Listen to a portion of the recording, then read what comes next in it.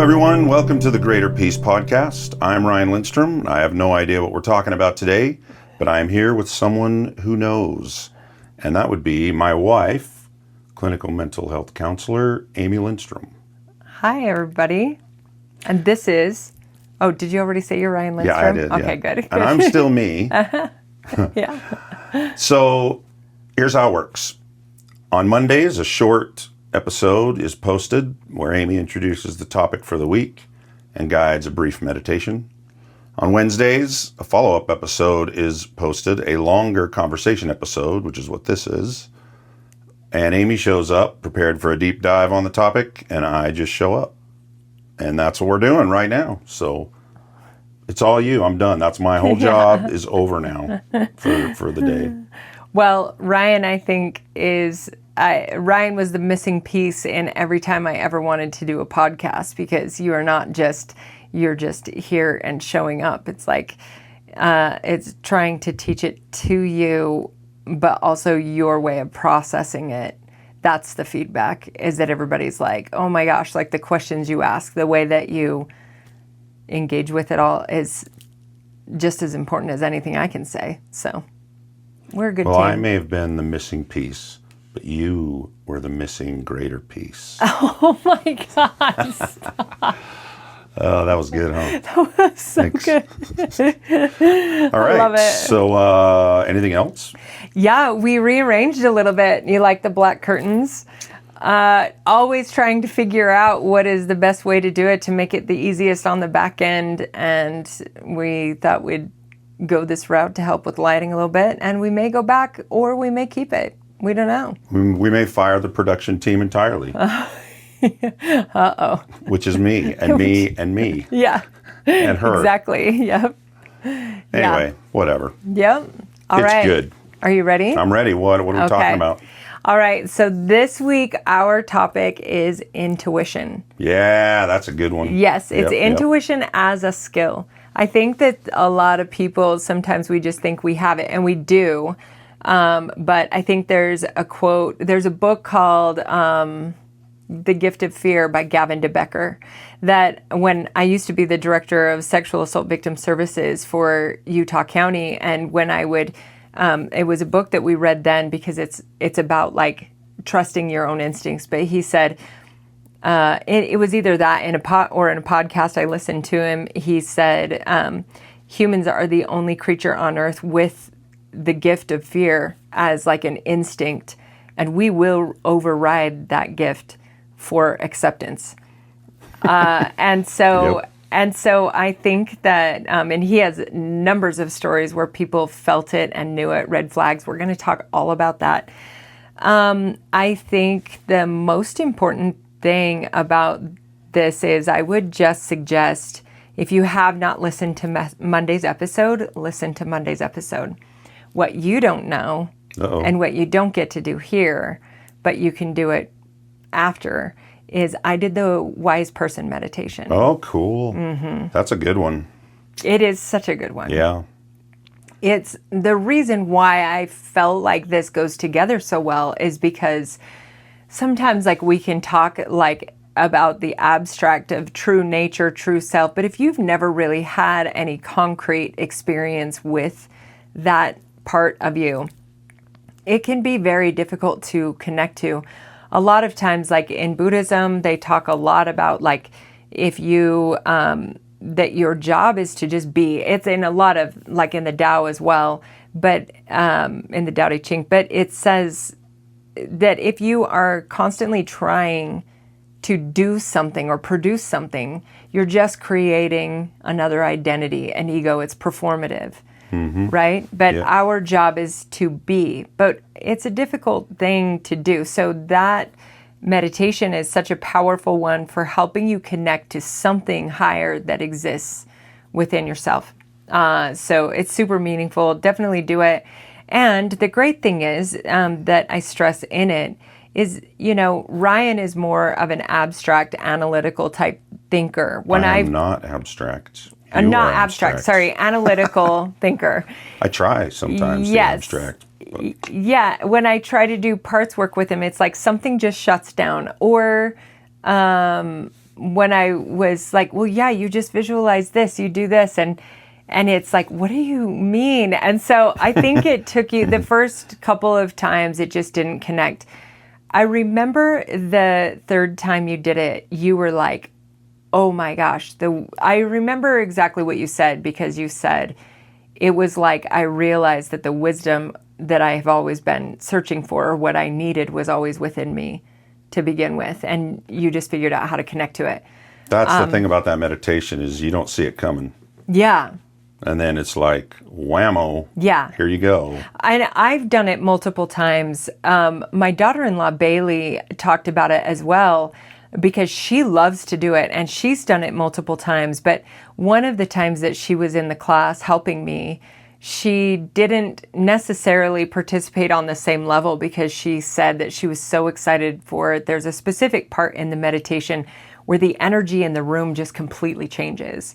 And it is such a cool feeling. And she just wanted to be present to feel that, knowing it was coming. But also every time she does it, I do it often, a very small version, on my way to work. Because Amy Lindstrom, I'll get all in my head and whatever else. But I remember on my way to work to that I'm the instrument here, and so I use it to connect to that. So anyway, so that kind of builds a foundation for the true self. So as I shared in that meditation as well, there's in a training that I was doing where Richard Schwartz was teaching internal family systems, which is a therapy tool that is used to do parts work, which, as you remember, we've talked about how it's like you are the accumulation of every version of yourself you've ever been. So it's working with those different parts, which are also the conditioned mind or thoughts that we have.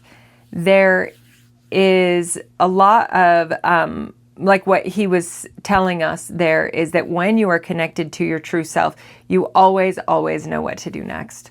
And so that's pretty powerful, right? If there is some way that you can connect to something within yourself and always know how to proceed, I think that's the thing, is it doesn't mean you're always going to get it right. Hey, if you can know how to proceed one time more than you did before you did it, then it's worth doing. Yeah, really, really. So there's a couple of different things that I was thinking to do and want to teach the skill that I teach on intuition, because I think for me, all of this was learned. I didn't learn it growing up. And so I love creating practical skills. It wasn't intuitive. There you go. Yeah. Hey, I just want to cut in and say, honestly, if you're listening to this and you can, or you would be willing to, it would be well worth pausing and doing the meditation. It's short, and it just, even if it's not clicking for you, it does something. Yeah, and I tried to stress in that episode that it's like, it's okay, do what you can in it. Some people are better at visualizing. There are some people who cannot visualize at all. And if you can't, that's okay. I give you some tools for trying to just find it. It's like, it's okay if you don't do it. It's a new muscle in a lot of ways. So you just keep trying, because your last time doing it, something really connected for you as well. Well, it asks questions. You're asking yourself questions that you may not have really thought about, like on purpose ever. Some of them. Yeah. And so, it can. The thing the first time that I found was, and if you're listening to the meditation, this is maybe a little pointer, is she would ask a question or to come up with something in my mind. And before I could settle on anything, she was moved on to the next question. So, I mean, if it fits, don't hesitate to, like, if she asks a question, hit the pause or whatever, so you've got a minute to settle on at least something, and then the next question's more meaningful, and you have a different view of you by the time it's over in some way. And then this episode will maybe become that much more applicable or powerful. Yeah, and I do think, like you gave me that feedback, and it's like, it's totally true. When you're leading it, you just are clipping straight through, you know? Yeah. And so your feedback in that was invaluable, because that's what I tried to give a lot of space between. Now, there's going to be some people who it's too much space. That's okay. That's why you just breathe. For other people, they're going to want to stay in it, which I think I said throughout it repeatedly, that it's like, it's okay, you can come back and do this. Or as Ryan said, push pause, but it's something, use again and again. The other thing is that if you are trying to practice meditation, but doing it on your own, you get frustrated or lost in it a little bit, you can always go back to like one of the other meditation episodes, rewind the last 10, 15 minutes of the episode, depending which one, and just do the meditation every day if you want to. Just use it as a guide until you're more capable of doing it on your own. That's fine. Meditation is hard when you're stuck with the idea in your mind that there's a right way to do it. Yeah, so one thing that you always say that helps probably with the meditation thing is when, like, you'll ask someone a question in a meditation or just in a class or whatever, and you say, don't use your brain, don't think at all. Just when I ask the question, immediately say whatever comes up. Yeah. And a lot of people can't figure out what they say is connected to the question, and then it is. But yeah, that can help, because sometimes I sit and search for the answer. You know, it's like, well, what is the answer? And it's like, that's not the way to do it. It's just your soul knows the answer, and it'll bring it right up if you let it. Yes, and exactly, that just segues us right back into where we were with intuition, because it's like when I'm doing work with people, their thinking brain is trying to figure out why they're doing what they're doing. And we don't need the thinking brain. We need to go deeper than that. And so oftentimes it's connecting to the deeper intuition, where when I ask people, like, how old did you feel? It's like, I just want the first thing that comes into your mind. And they'll be like, 11. Why? That's so weird. It's like, okay, good. Now I'm going to ask, like, what memory is connected to that? And it's just like, well, I don't know how this makes sense. It's like, it doesn't matter. Like, it's the one that I want. Your brain knows. Yeah. There's so much in the research with EMDR that, like, our brains want to heal. And so it knows the way. In EMDR, there's always worry. People will be worried that they're going to do it wrong. It's like, there's no wrong way. Just move forward. You will get it, you know? So let's go into intuition a little bit. I think that trying to figure out exactly how I want to start into this. Well, I think that one of the things that is helpful. Follow your intuition. Thanks, Ryan. You're welcome. I think that one of the most impactful books that I've ever read is The Seat of the Soul by Gary Zukov. The seat? The Seat of the Soul. Yes. S-E-A-T. Seat. Yes, Okay. I looked at it right over your shoulder. Yep. Yeah. No. Because I say that because you've probably said that title 100 times to me. You think it's the and seed? I always think it's the seed with a D. Yeah. Because I'm half deaf, but that's Well, all right. and because we're in Utah and we don't really say our T's very well. Maybe that's part of it. Yeah. Okay. So one of the things that he brings up in the very beginning is like evolution. Now, I love evolution, and it's so funny that I do, because I remember dreading when I went back to school taking biology, because I was never good at biology. I was never good at anything school related, but I geeked out. Yeah, you did. And I think that, I mean, at one point I had a Charles Darwin shirt, but it's like, I loved the idea. And it's not the same like monkey walking into human. It's not even that. It's that all things are related. That's his idea of evolution, that all things are related. It's just the degree to which you are related. And then on from that. But one of the things that I love about it is the idea that when you're under great stress, you can use that stress to, like, it's that stress that helps us to evolve and grow, to develop greater abilities than we had before. And so, you know, which is why it's permanently a part of my arm. It says evolve, but it's just a reminder to me always that it's like, use the things that you are experiencing to grow, to become resilient. Which can be hard because a lot of times you may not want to be Yeah. experiencing them. Yeah, no, you don't want to. Yeah, you're like It's trying to lame. turn away from it, not turn into it. Yeah. But Yeah, it's very, very hard. It's not like, I don't think that I just don't even think it's real that you get to a point where it's like, this really hard thing is happening to me and I'm so thankful for it. Well, you're lying. Like, that's not real. that's good. I'm glad you said that. I just don't think it is. But I remember a time in my life when I was like that. It was after Dawson died.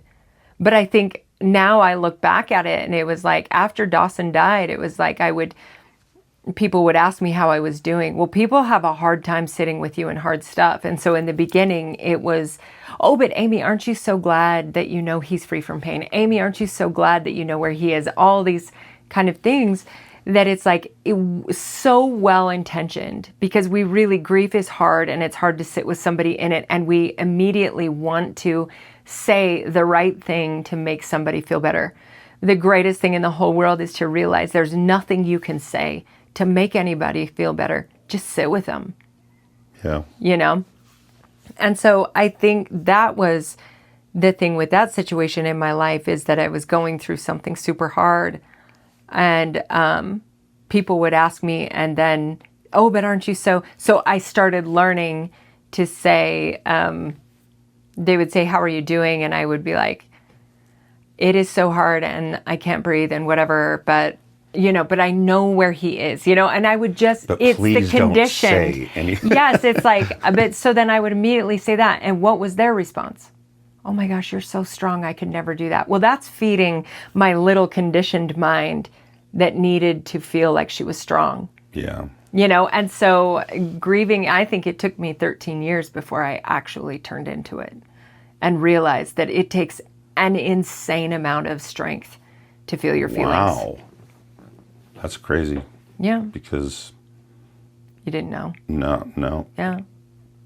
Yeah. There was always this feeling that it was ungrieved, that I had tucked it away somewhere. That's amazing. Because yeah. Yeah. All right. Well, and it was somebody else's story that I was reading of her losing her husband, and she was just fully into it, like in the pain, sharing the pain. She didn't feel the need to buffer it.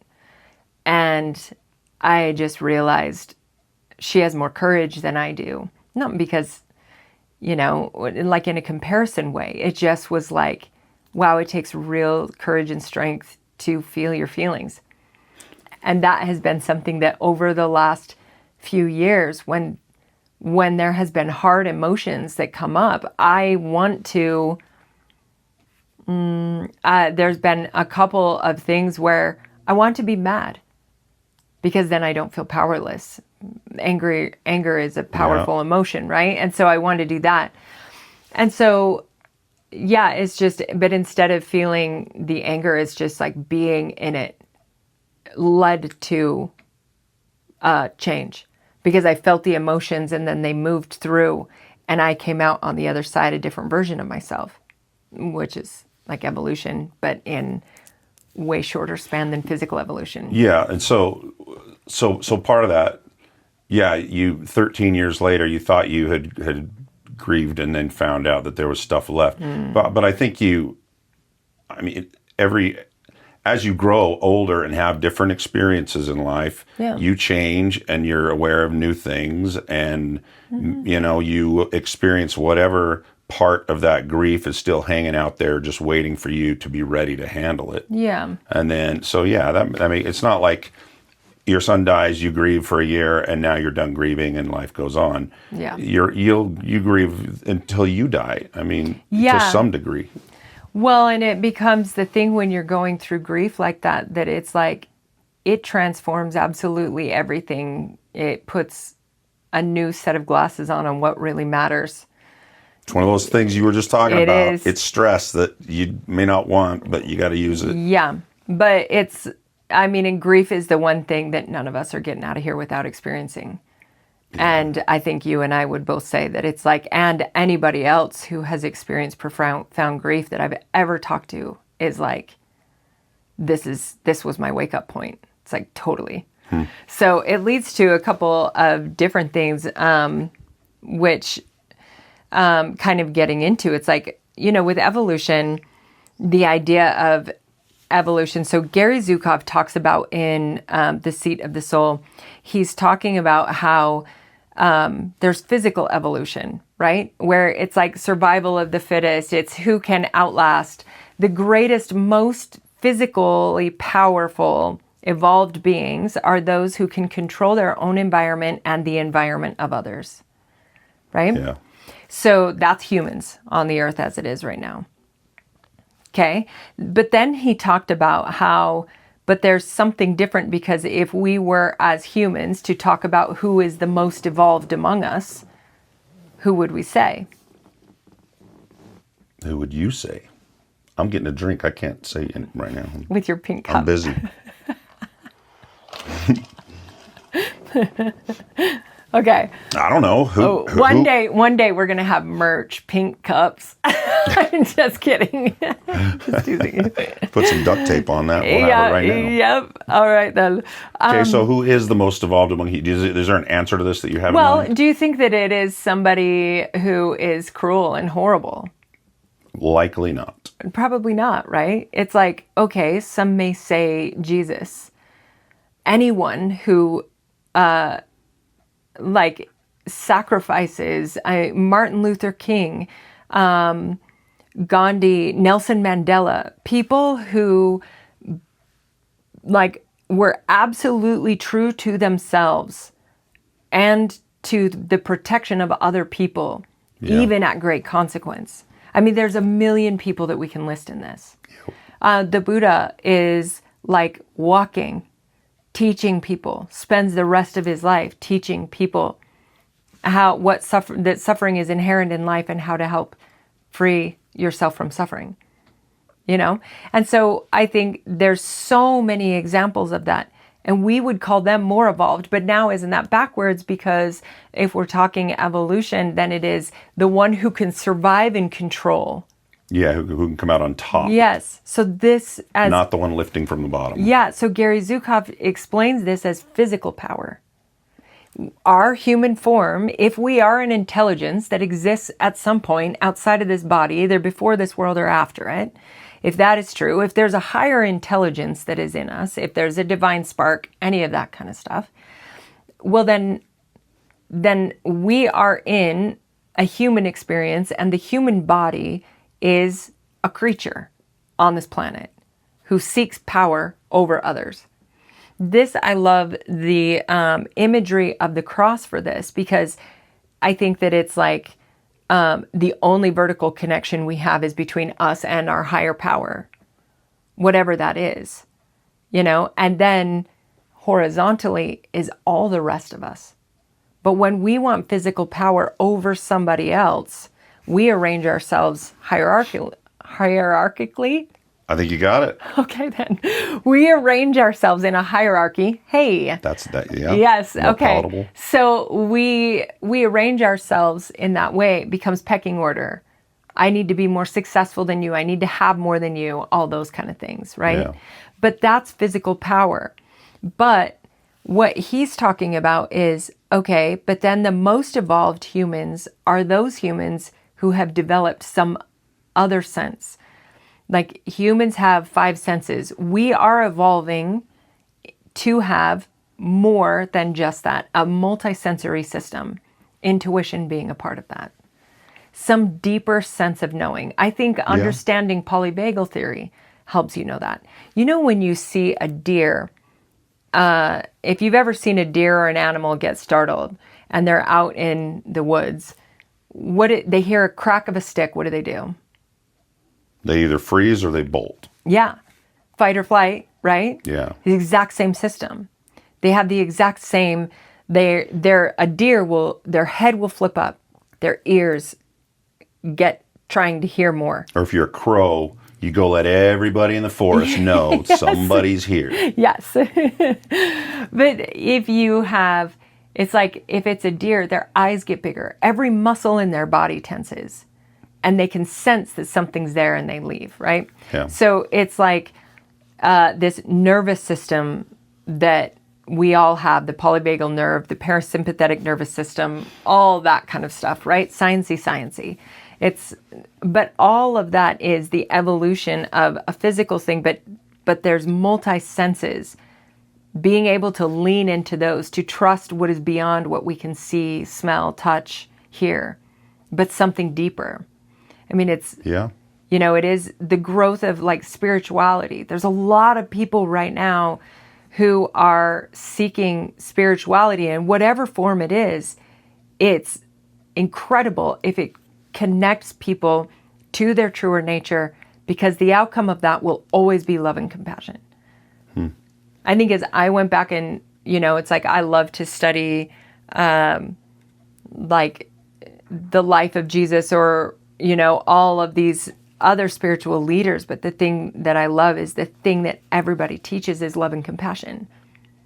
Yeah. When we were in Hawaii and ran into Swamiji in a random little store in we were in Kona, and little Hindu teacher comes around the corner and just starts talking to me about stuff that I've been thinking for a long time but hadn't ever vocalized, and drawing all these lines. It was just incredible. I was like, oh, like, Is that his name, or did you make up Swamiji? Swamiji? No, that's his name. Oh, okay.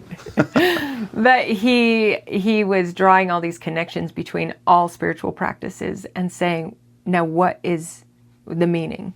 It's like love and compassion is everything. It's like, yes, why did Jesus talk so clearly about love and compassion? Why has every spiritual leader ever talked about love and compassion with absolute clarity? Because it is the thing that unlocks our soul, right? So that exceeds or goes beyond physical evolution. That taps into real power, right? To lay down your life. I think, it's like we can look at people who really are committed to serving the people of their country, and they're willing to put themselves in harm's way. There's police officers who every day go out and they put on a bulletproof vest, and it's like those who go out, they put on a bulletproof vest, but it's like learning way more that it's like the mental load of every day seeing the ugly underbelly of humanity is a lot.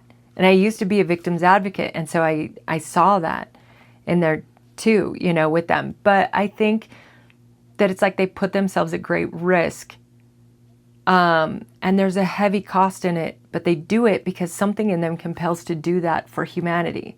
Yeah. Right? Not all of them, for sure, but those who do, it comes from that deeper sense of like something in them seeks a higher good, right? Mm-hmm. Okay, so if we are talking about all of that, then there is the physical power, which is what we seek as humans, and then there is this deeper drive toward what we want, okay? And that is true power. Yep. Does that make sense? So Yeah. like multi-sensory, that's what we're looking for. Well, one is like power over people and things, and the other is power over yourself, I guess, to some degree. Yeah, but with also, power over, I would say power over ego. We'll just say ego. Ego is like false identities that we create. Like people will love me and think I'm more important if I have such and such job or such and such house or such and such whatever. And all of that is just fake. Yeah. You don't take any of that with you. It really doesn't matter. If we're building up all of those things, just we're avoiding where there's true value, which is just in every one of us. Okay, so true power. This is maybe a sidebar, but so I took a philosophy class twice actually, and anyway. Was it a struggle? No, it wasn't. I enjoyed it, but I was 40 and life got in the way. Yeah. And so I quit and then started anyway. But there was well, geez, I just pulled a U. Now I'm trying to remember what I was even talking about. Oh, virtue. The discussion was, what is virtue? Like if a table is a virtuous table, what does that mean about the table? And it's a virtuous table is a table that is being used and was created as a table. It's I can't even remember how to explain it. It's it's being true 100% to what you are. Yeah. And that is virtuous. Like a virtuous. Yeah. Yeah. I love it. Because then it goes back to like when we've talked about before that it is like, okay, if you are true to who you want to be in this world on a deep level, not having stuff, whatever, it's like it's all empty. Because you're always in the state of, I'll be happy when, and then you get there and learn that you can't have happiness then either, so it must be because you need more. But it's not even any of that, right? So it's like, when you are true to who you want to be in this world, that's what we're going to learn about today, like how to feel that. That's integrity. When you have integrity, you have peace. That's a natural consequence. You cannot have peace without integrity. The two go hand in hand. When you live consistently according to that integrity, feeling it by the sense of peace, that builds virtue. And virtue is true power, your true equals nature. Power. It is power because it is you understanding that you are beyond any of this. Like you are more than the job you have, the roles you play. You know, when we attach to a role that we play, like even it's hard because even as a parent, it's like, I am a mom. It's like, it's true. I'm a mother, but I have temporarily the role of mother in different forms as it goes. If I take that on as my identity when my kids get old and I need to let go as they age, and it's important for them to experience independence, I won't let them. Because their independence comes at the cost of my identity. Yep. That can happen. Yeah. And so it's like understanding who we are individually, separate from that, always gives us just the freedom to constantly be in a state of presenting that or exercising that in a way that is beneficial to all humans. Otherwise, I am anxiously trying to earn value or worth in this world, and therefore never in my truest nature, always a performative goodness. And it's just struggle, right? So this plagues everybody in the world to some degree. Why? Yeah. I mean, why? What's behind that? Why is it that that's the way we all are? You know, you can't just wake up and be like, hey, today I'm me.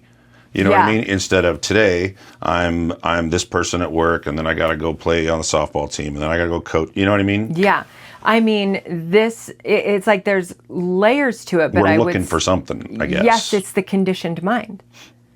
Yeah. And the conditioned mind everybody has, which means nothing is going wrong. If everybody's subject to it, then it must be. Yeah. Everything is going exactly as it needs to go in each of our individual lives, and we will wake up to it at some point. And it is almost always the hardest experiences that we go through that wakes us up. You know? Yeah. So I'm remembering a little bit about what it came out. The definition of virtue is, and it was just when something is being what it was created to be to the maximum amount possible. Then that is virtue. And so there's so many 10,000 veils that just keep getting in the way. Yeah, but I really love 1,000. I love that definition though of it, because it's like, well, okay, so then is there this expectation that our job is to be that all the time, that there's a point that we will meet that we could be there all the time and never stray from it, and that's it? It's like, no, I just don't think so in this lifetime. Yeah. I just don't think so. Because the problem is that, I will say the only way that is possible is if our life freezes at some point and we do not continue in any way. Because if we do continue on, then we're going to learn more. Yeah, so it's pretty much when you die. Yeah. And then who knows what's after that? I mean, it's like we like to think that we know because humans have an absolute fear of death. And so if we can define it afterwards. But the thing that's beautiful is living in the I don't know. Yeah, just embracing it and being like, I don't know, It's- and I don't care to It's know. not I a don't need fearful to know. thing, but I think that I trust the energy, which we can call God, source, universe, whatever. I think, however I see that, I think that I trust it entirely. And, I don't know, that goes off in the weeds a little bit, but I Yep. think that sometimes we should totally have a conversation about faith crisis, not because at any point is it like I don't want to introduce somebody into it, but I do have to say it can feel like crisis because it's built on things that you're nervous about or fearful of or whatever, but it transfers into something deeper, which kind of touches on what one of the things that I would have to mention in when we're talking about intuition, because My job here today You're is just to killing it. derail you no, you're not derailing at all. all possible. No, but see, that's the thing is you just bridge the gap from the one to the other, Hey, good. perfectly. Yeah, without even knowing. So evolution, I will add one thing with the evolution. One of the things that Zary Gukoff, that's amazing. Gary Zukav, one of the things that he said is he said that he talked about temptation as a gift. And it threw me sideways because growing up being taught temptation is like the worst, right? Yeah. But what he explained it as is temptation is your last point of consciousness at a crossroads between will you choose physical power or will you choose true power? It's your last point of consciousness. It's just the point of decision. It's you're aware I can make this decision or I can make this decision. Well, now if you have the vocabulary of calling it, is this physical power? It's temporary. Maybe in some ways not even real. Yeah. Or is it true power? And true power will always, always be to choose to be true to who you want to be. If it costs your peace, it's too expensive. And then as you were sharing, it's like virtue. Your virtue grows Yeah. because you It does. being what you were created to Yeah. be. And most of the time, you got to figure out what you were created to be first, I guess. Or Yeah. Figure out what you were not created to be. Or you don't like figure it out. Yeah. Because then you're just putting on a new ego or a new persona that you are thinking that you want to become. It's like just be. So the whole point of this then is it's how do you know? How do you know? Just be. Well, that's where the intuition comes in. You tune in and you just don't question and you go. Yeah, I mean, you're always moving. Number one, if you can lose the idea that you have no worth and value and that you have to prove or earn it, if you can lose that, you're good. Yeah. Because, you're just good. And it's not in a narcissistic or egotistical way. It is in a humble way. And people think that humility is like when I hear people put themselves down in a funny way and call that humility, it's like, no, humility is having absolute knowledge of your worth and value. And if that is true for you, that is true for everybody else, and you treat them as such. Mm-hmm. That's like true humility, right? So like when he is saying that and when you get to the crossroads, it's your last point of consciousness before you choose. One of the other things that he teaches in the book is that that he was asking, like, that it's like the level of temptation that you experience, the level of the struggle is equal to the power that comes to you when you choose true power. So when he was talking about, he mentions Jesus in it, and he said a lot of people ask, was Jesus ever really tempted? And he goes, well, look at what came next. And that's a really clear view to the degree which it was a struggle. And so it's just an interesting thing to think about. It's like for every one of us, when I watch people wrestle with overcoming addiction, and in the moments where they are just sure they're going to fail, that there's no possible way they can do this, that is it's those moments where they dig in, use their skills, do something else, not because they have to, because they have to be a good person, whatever, but because they are choosing it for themselves. Because I will always tell them, you can choose to do the other. Obviously, you've done it a million times. But the important point is to know in there that addiction does not mean a loss of agency. You have the choice. Yeah. It's very difficult depending on what the addiction is, the substance and whatever. But we have to believe that there's an ability to overcome. There has to be. And so when somebody truly digs in and chooses to overcome it, it's like the true beginning of the end of the hold it has on them. And the power that comes, it's like, man, the people that I have worked with that have worked so hard and who they become, their countenance changes, their energy changes, everything changes, but it's not anything other than they're just waking up to themselves. Yep. And living true to that instead of behind all the veils, I mean, there's still veils. We all have them. Okay. So when we were talking about a minute ago, one of the things that might be helpful to understand is there's multiple models of the brain's development around morality. So there's one by Kohlberg. Kohlberg and Fowler are very similar, but I think that they are very simple to understand and super helpful to like understanding the development and the way that things are going. So, okay. Stage 1, we cannot leave pre-age 8 just because of the development of where we are. But there are some people who will stay in that stage forever. That stage is essentially, the simplest way to say is like obey or pay. I have to follow the rules or I will be punished. And that's everybody, at least until they're 8. Yeah. Okay. Yeah, it's an important part of development. None of these stages, the first 2 stages are not bad.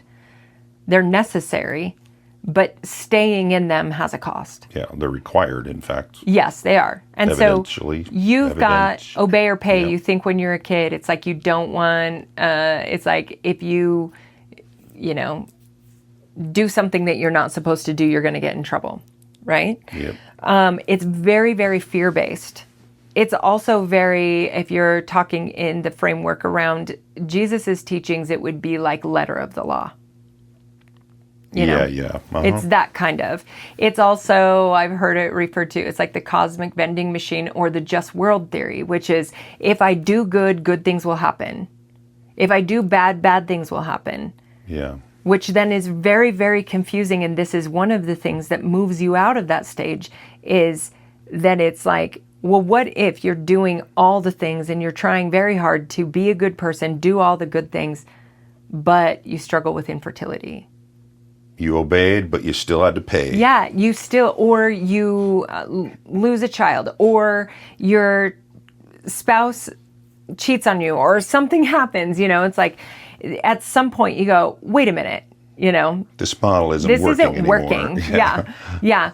Then also in development, you branch out, and really this will happen a lot around teenage years, because this one is where your brain develops into belonging.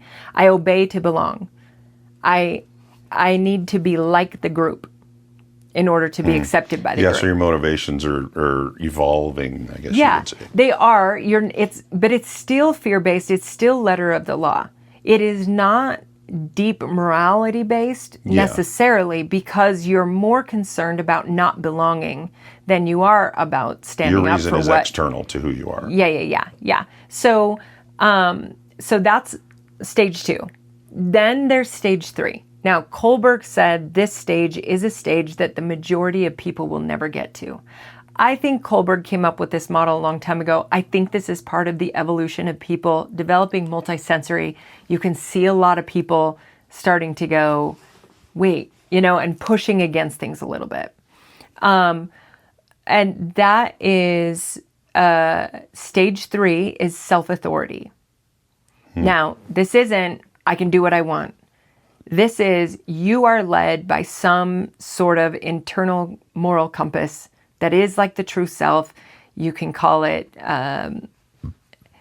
with the divine within, Christ consciousness, anything like that, where it's like you are very like capable of making choices, and you have a deeper connection to whatever morality is. This doesn't necessarily mean, it's like, I know atheists who live with a really high morality, but also it's fascinating to me because I grew up developing morality with the fear of God as the center of it. Yep. I'm just always fascinated by when people choose morality without that fear. Like, how is that different? And just curious, because I just love it. I love learning why people do what they do, and all human experience is just super interesting to me, But I think that it is something where it's like self-authority is you are led by something deeper, your intuition. Right? Well, so there's two sides to that coin, right? So yeah. I think the reason you would come into self-authority is because you decide to take on self-responsibility. Not that that's a term, but it is now. Because, okay, so you're not subbing out your decisions as much. Like, some people may join a church and do whatever the church says to put that responsibility on the church. Mm-hmm. Like, if I just check all the boxes, then I'm safe. If I do what they tell me to do, then I'm okay. And so they are leaning on the authority of the church. So they're giving away some of their authority.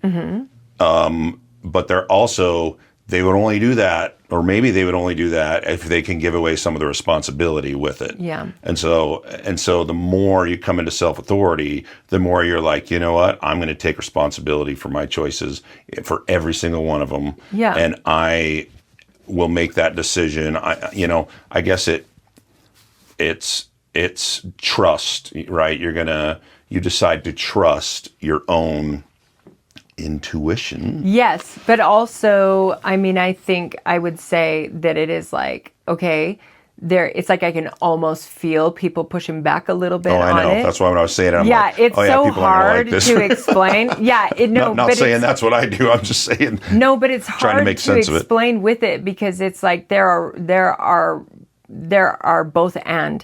If you see, it's like there can be both the people who, there are people who live in religion and follow and check all the boxes anxiously and will, like my cute, sweet little grandmas, who are the most incredible, loving, amazing women. And at the end of their lives, they were terrified that they didn't do enough. And I think that is a more anxious level, right? Yeah. Which is just sad, because I just think, oh my gosh, if they could just rest in the knowledge that it's like, it's based more in fear. Yeah, it's kind of like stage 1 and 2. But there's also people who get to stage 3 and can really, truly see the benefit of belonging to a community. I think one that I think of is Thomas McConkie. I'm putting on him that he's in a stage 3, but from everything I've learned from him, he's very, very good with self-direction. But he loves going to church because he said that he loves the idea. It was, he said, I just think there's something so beautiful about meeting together with your neighbors and singing songs about Jesus, And I'm like, yeah, it's just different. This is a hard topic to discuss, because you can feel a defensiveness that comes up. And maybe we are also aware of that, because it's like we felt that as well. Like, if anybody was saying anything like that. And it isn't that. There's nothing that is less than or whatever. It's just that there is something that is possible where it is like, as you were talking about it, it just made me think, it's like the trust that you have, the intuition is almost like, if we're talking in a religious frame of mind, there's no longer a mediator between you and the divine. Yeah. Your intuition is, as Richard Rohr says, falling upward. I'll just say because we could go deep into this, and maybe it's a discussion to have at some point, but Richard Rohr, his book Falling Upward is incredible, where he talks about the purpose and the point of the development into like more self-authority, where you learn your intuition is a place where you commune with God, is how he says it. Now, there's also people who are not religious at all, or don't know, or they lean more towards, one, Buddhism is a spiritual practice. It is not an organized religion.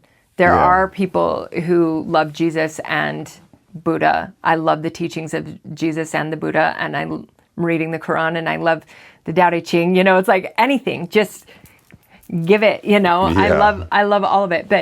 But it is, so stage 3 is the letter of the law and the nature. Spirit. Yes. Yeah. The spirit of the law is level 3, where the Dalai Lama said, where you know the rules so well, you are wise enough to know when to break them. It's like the laws of the land. When are there laws of the land that you need to break because they are unjust to humanity? And your concern over justice is higher than your concern over obedience to the laws that you feel are wrong. Yeah. So I guess to go back and dig a deeper hole for myself. Yeah. So what, I guess to summarize, and part of the problem is you can't tell a story or propose a situation about one person without having 2 million people think you're talking about them. Yeah. And so that's out of my control.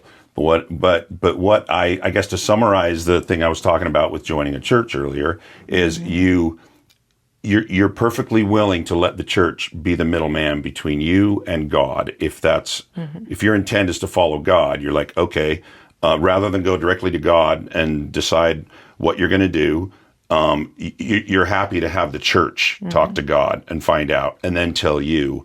And that way you're able to place some of the responsibility for, well, if that's wrong, well, that's not my fault because I put, that's what the church told me to do. So you give them some of your authority by hiring them to be the middleman between you and God. But part of that reason you might do that is so that you don't have the responsibility for making the wrong choice because the church told you to do it. Now,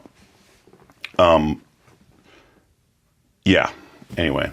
Yeah, no, it's good though, because it's like, okay, are there people who are going to be a little like bleh about it, or whatever? It's like, yeah, maybe, but it's okay because if it doesn't fit you, we're not talking about you. Yeah, but there will be people who hear that and resonate with it and go, yeah, I can see that or whatever. And that's okay, because the thing is that there are 7 billion plus people on this planet, and there's that many ways to live life, to understand the divine. Yeah.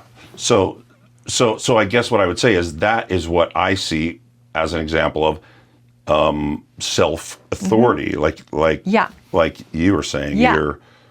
It's taking that authority to yourself and saying, okay, I'm going to decide when it's okay to break the rules or not. You know what I mean? It's you're not farming out any of the responsibility for your choices to anyone else. You are responsible. Or you may take guidance. You may take guidance or whatever, but ultimately you are going to take it all into counsel within your own self, your intuition, or whatever, and make a decision based on your own situation that is best for you. Well, and that not only can that be scary, that's got to be scary, because now all of a sudden maybe half the decisions you've made every day of your life are no longer decisions that you want to make in it. Yeah. You want to make them differently now because you're taking that authority on yourself to make that decision based on who you are and what you know. And so you're also taking on the responsibility, and you might have to change some things that a lot of people around you may not like. Yeah. You know what I mean? Or you may not like. I don't know. Yeah. Well, and if it's like, I think naturally anytime you're going to talk about moral development, religion is going to come into it. Well, that's why I just threw it on the fire right off the bat. I know. Good job. But I think that there is also it's like I don't want to speak for or to other than what I've seen and just my own fascination with. It's like, agnosticism. It's like just I don't know. Nihilism is nothing is real, and that's a hard place to be in, somewhere that you don't want people to stay. Or, but then there's like atheism that is just like, there's nothing. I mean, this is super reductive, but it's just kind of like there's no evidence that there is God. And that's their lived experience and where they have found peace, but then also living from that. But to people who do believe in God, that feels offensive, upsetting, whatever, where instead it's like, but isn't it, what if we get curious about what is it though that makes you be a kind person and not a heathen, or whatever. Yeah. It's like, well, then let's learn from that, because there is way more similarity between all of us than there are differences. So it sounds to me like stage 3 is really about your motivations. Yeah, I think that if I was going to sum up stage 3, I would say stage 3 is absolute connection to your own internal compass. And you do your things intuition. Because of who you are. It's almost like you find out more who you are, and you allow that person to govern your decisions. Right. So if you are looking at the stories of Jesus, as we know, it's like Jesus is pushing against the religious law, which is very much similar to societal laws at his time, standing up against things. But why? And it's because he saw corruption in what they were doing with, scripture, whatever, the name of God, whatever. And so he stood up for what he felt was right, to great consequences. Yeah. Right? But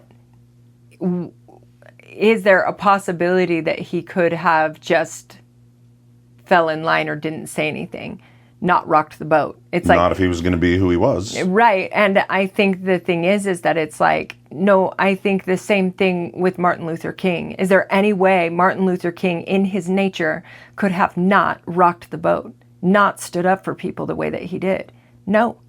There's no possible way. It was just exactly who he was and what his purpose was, and he had to do it. So it seems like it would be difficult to talk about a topic that that explains self-authority without hitting a nerve somewhere, because that's where things get hard. Yeah. That's where you're faced with the hardest decisions of your life. Yeah. Or maybe, I don't know, you're pushing through the hard stuff to know yourself. Well, yeah, because I think that's the reason why Kohlberg was saying that so few people will ever reach stage 3, because the cost of getting there is belonging, and that's a survival instinct. Yeah.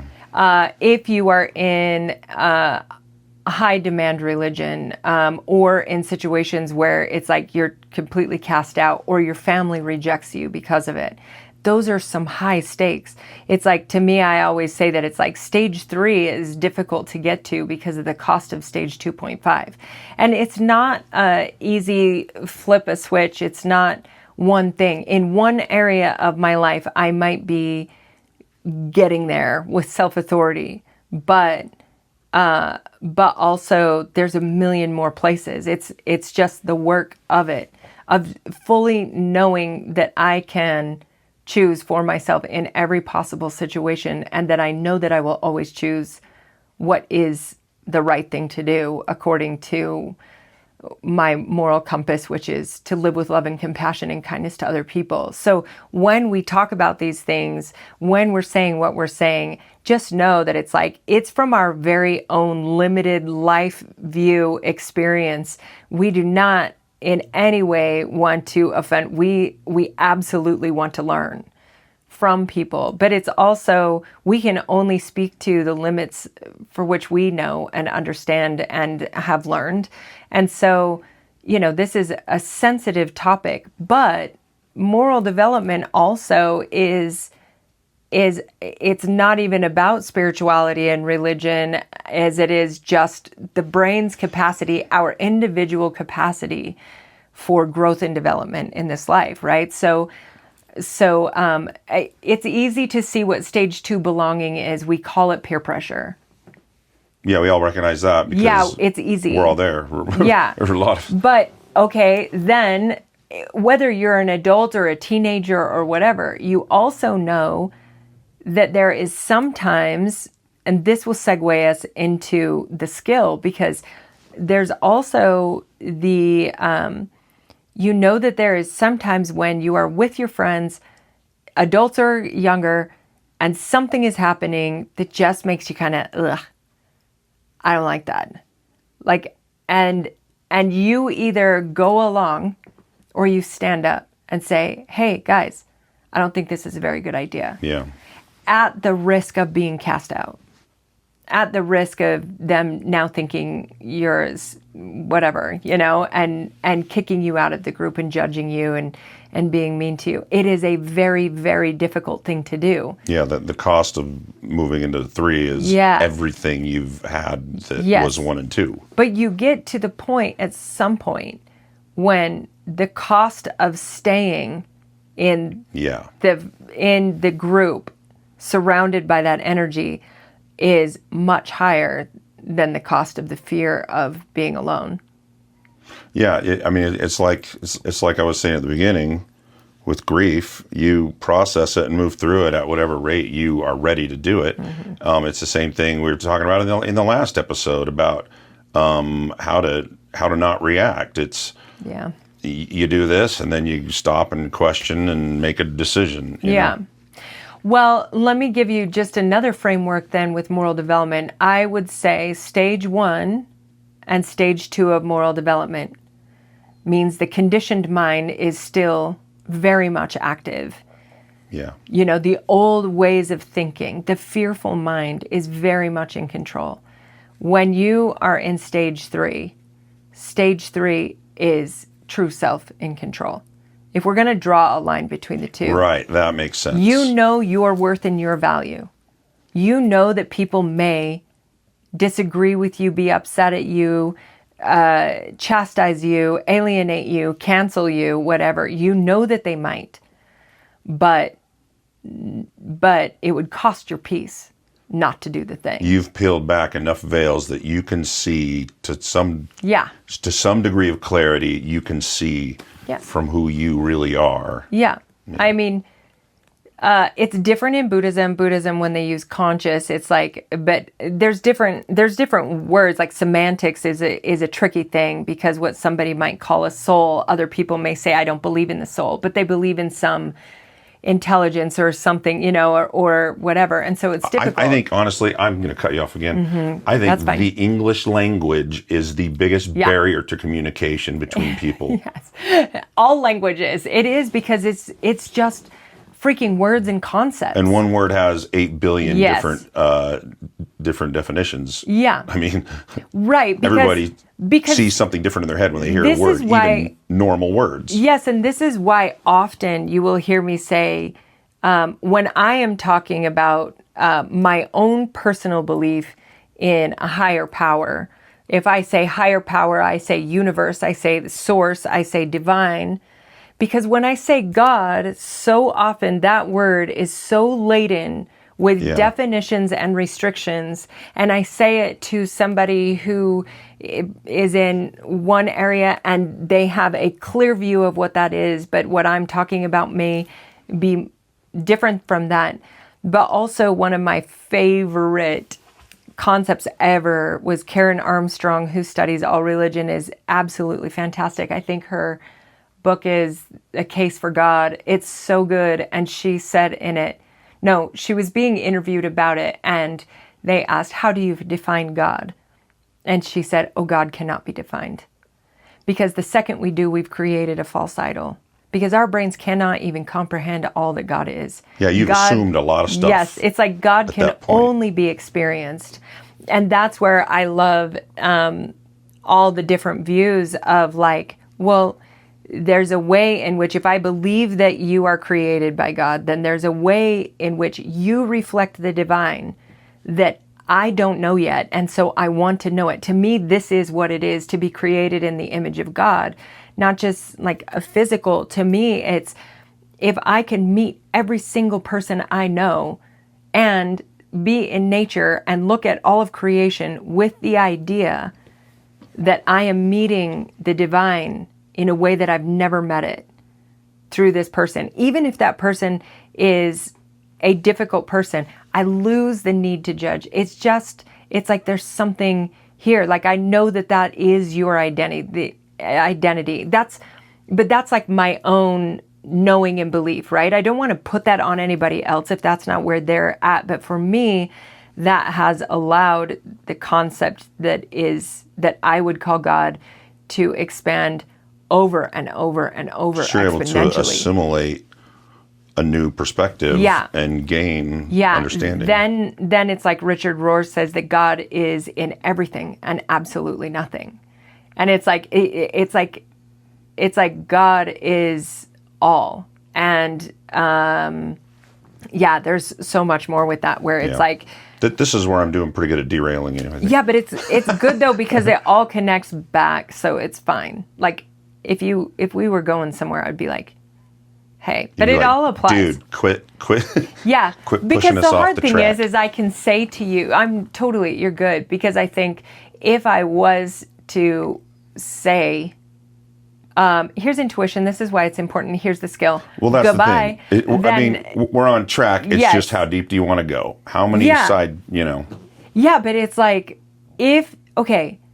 just like having you as part of the conversation, if I speak alone, some people will connect to it. Yeah. If you join with me because you are on the other side, somewhere in the middle of there, more people will connect in some way that will be meaningful to them.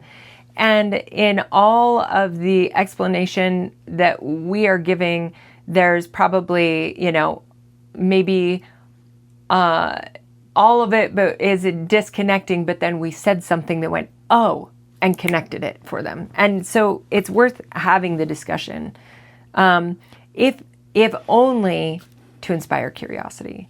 Yeah. Curiosity is the energy of the soul, of the spirit, of the true self.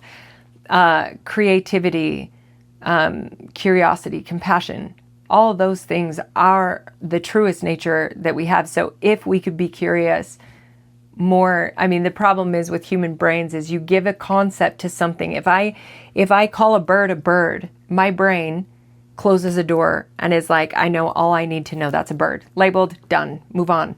And I lose curiosity. Yeah. That's why when you see people, especially Down syndrome, when you see people who have Down syndrome children, they will talk about, it's like everything is new all over again. A flower isn't just a flower, it's something else. It's so beautiful or whatever because, you live in the energy of a little person who just absolutely never loses that childlike curiosity about everything. When you have children, I remember when we were at the hospital at Primary Children's once with the twins, and I am like, go, go, go, go. Okay, now we got to do this. Now we got to do this. And Jake wanted to stop and see the big, huge water fountain.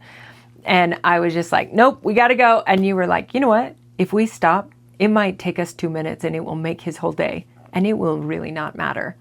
And we stopped and he was just like wonder and awe and thought it was so cool. And then he was done. And it really was 2 minutes. But it's like, but we stopped and pointed out things with him and saw it, and it's just like doing that is such a good thing for us. And so when we label things, we put it in a box and we restrict our brain no longer feels like our brain likes to have all the information and believe that it has all the information. That's why confirmation bias is a thing. Because it's like if you say something to me and I'm learning something new, my brain does not like that feeling. So it will pick up everything that you're saying that aligns with something I already know or that I can bend into something I already know. And then I will believe that and the rest of it isn't real. And anything that challenges me, if there's too much that challenges me, I may just go, you're an idiot. You don't know what you're talking about, you know?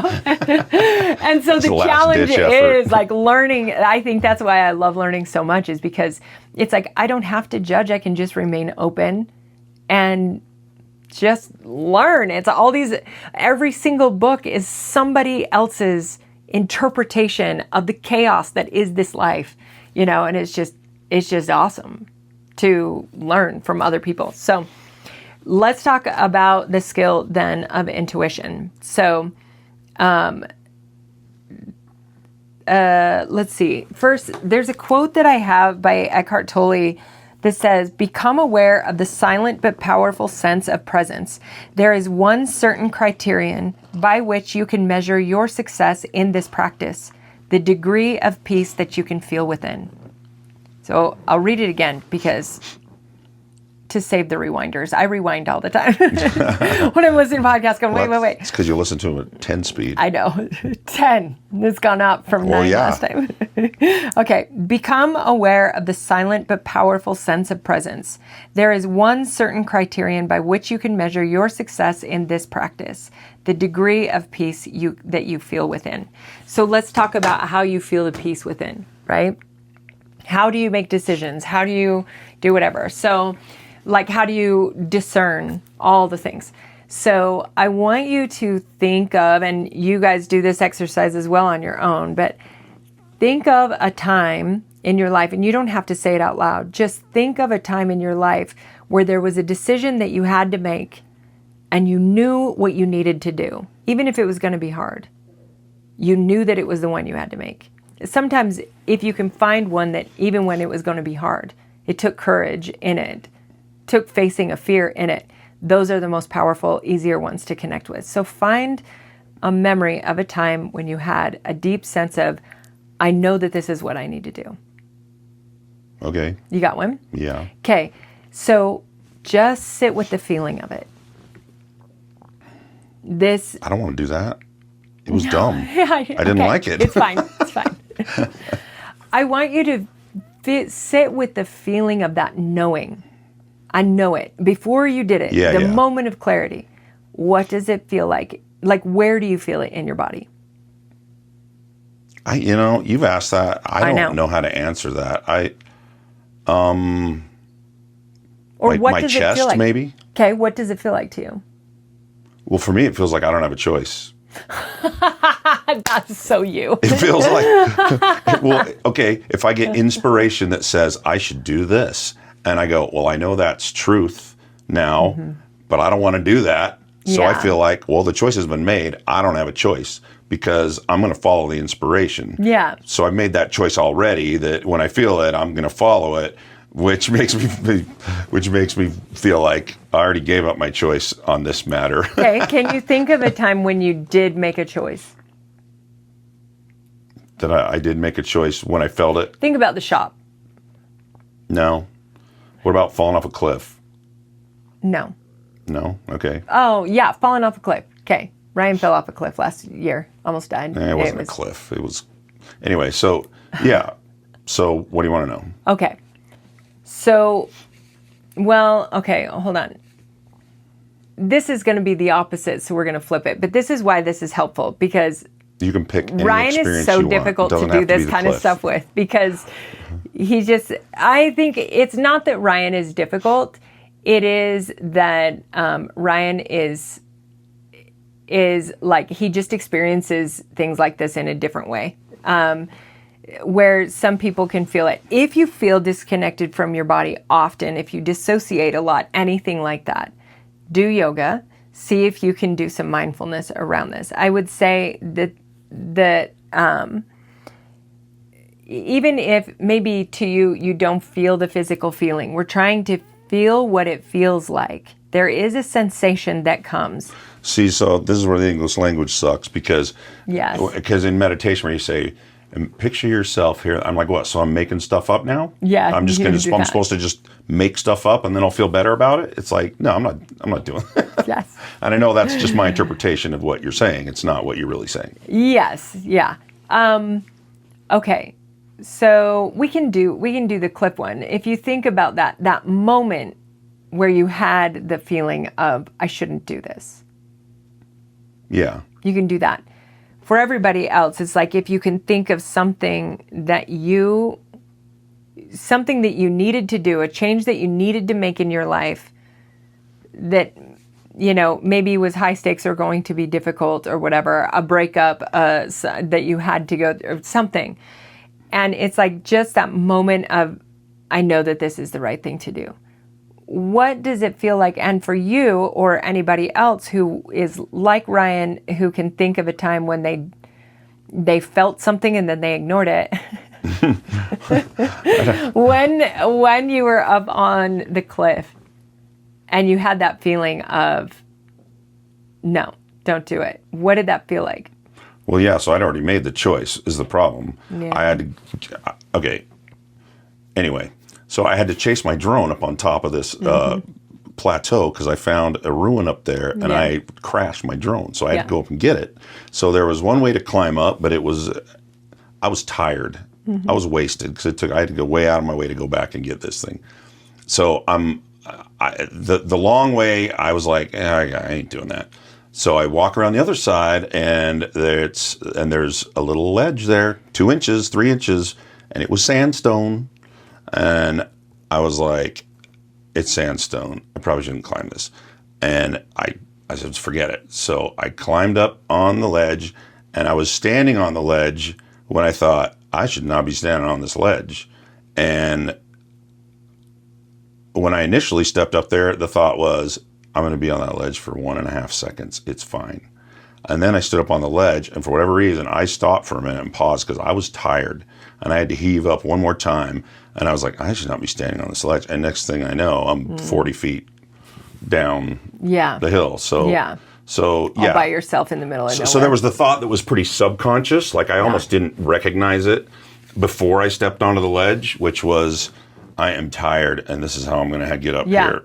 That's what it is. And then when I stepped up on the ledge and made the choice to do it, then it was immediately like, I should not be on this ledge. Yeah. But I did not act fast enough because I was tired and I wasn't paying attention. Well, but that's the other thing is that's the conditioned mind then. Immediately when you're like, it's fine, I'll be there for a couple seconds. That's your thinking, Brian. Yeah.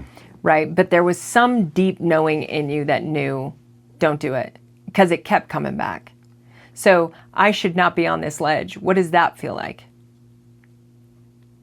Well, it's kind of scary because you're like, well, gee, I hope I make it out of this. I hope that doesn't happen. Yeah. Okay. So then That's not what you're looking for, huh? No, but it's difficult to get at. But if it's beneficial for anybody else to work through it, let's shift examples then. I mean, I don't recall having a feeling in my body somewhere that was like, my gut twisted and I knew I was doing it wrong. Yeah, no, you don't. And that's the whole thing is what I'm asking you to do is go back into something that you are not used to paying attention to and remember it from memory. But then moving forward, you're going to become conscious of it. This is your internal compass. So what are some examples of what I might have felt or what someone might feel? Well, let's do it's like so I can try to identify that. Do you remember I want to use the shop example because it was one of the things whatever the outcome is, it doesn't matter, but it's like the thing with this shop is that you have analysis paralysis. You will overthink everything. You will think and think and think and think. So says you. True. Right. But, the underthinker. Yes. Yes. I mean, that's 100% accurate. No, not at all. Give me 5. That's totally true. No, it totally is. I'm like, should we go camping? Yeah, we would 100% get somewhere and you'd be like, where's the sleeping bags? I'd be like, I thought you were going to do that. Didn't think about it. Okay. Okay, so if we think about the shop, I'm thinking about a specific moment when you had called me and you said, something like this, I would have I would have overthought. But you just moved confidently toward it. You knew that it was something you needed to do. Not even needed. Let's not do that because it was possible and I was excited and it was an opportunity and I was like, I'm just going to do it. Yeah, but it wasn't impulsive either. There was something in it that was like, it was the thing to do. It was the right thing to do. Right? Yeah. So, okay. I mean, Think of that moment when you are moving on it and you're excited. Okay. Yeah. You're like, I'm doing this. Okay. What does that feel like? by the way, this was just renting a shop to Yeah. work on vehicles. Yeah, That, it's that fine. was it. Yeah. It's fine. Doesn't matter what Ask it your is. question again. What did that, like the excitement and stuff, what did that feel like? When you make decisions, sometimes you can be bogged down by overthinking or trepidation or whatever else. But this was totally different. What was this? Abandonment of the way I would normally do that decision. You're so difficult. It's great. Well, but what are you look? I don't know what you're looking for. Okay. I'm just answering your questions. I know. It's funny. I didn't feel like I didn't feel anything. It was, oh my gosh, this is affordable. This Yeah. is close to the house. It's available. I'm going to do it, and I did it. And then it was Yeah. like, holy cow, I have overanalyzed this type of decision 100 times and never did it. And it was just freeing to be like, I'm doing it. I'm just going to do it, and I Okay, did it. freeing. You've said freeing. Yeah, You've said excited. yeah. Those are not normal things for you. That's what I'm saying.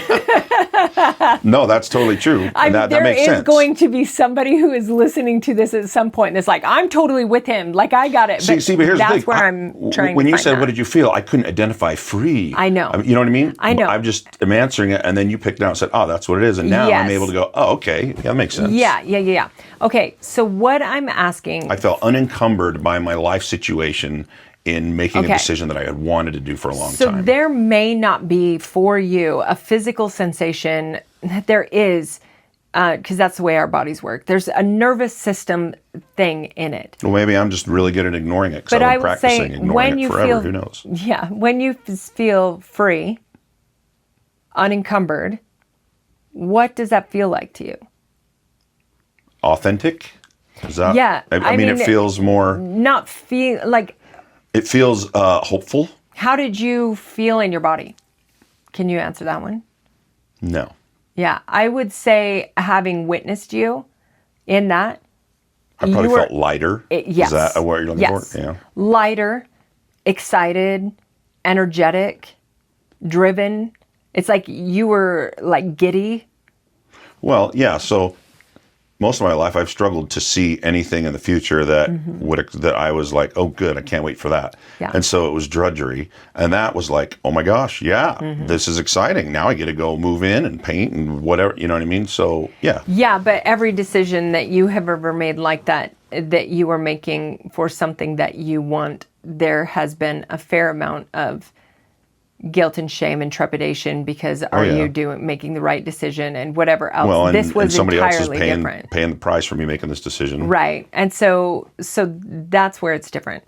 So for me, just like so that you have two examples, it's like I can think of a time and what it feels like is even if there is a fear, I mean, I would say even doing the podcast or starting my business, it's heavy, right? But I would say that when I knew that it was the right time to move, it feels expansive is a word I would use. It's in my chest. I can feel it in my chest. It feels open, expansive, and it feels like clarity and drive, I would say as well. Okay. So I talk to people all the time who may feel like they feel it in their chest. It feels open. It feels freeing. It feels like that. Everybody just either if you do have an experience that you can connect to with it, don't overthink it. It's just like go back to that moment of knowing. And if you don't, then you're going to pay attention to it moving forward and see if you can land on what that is.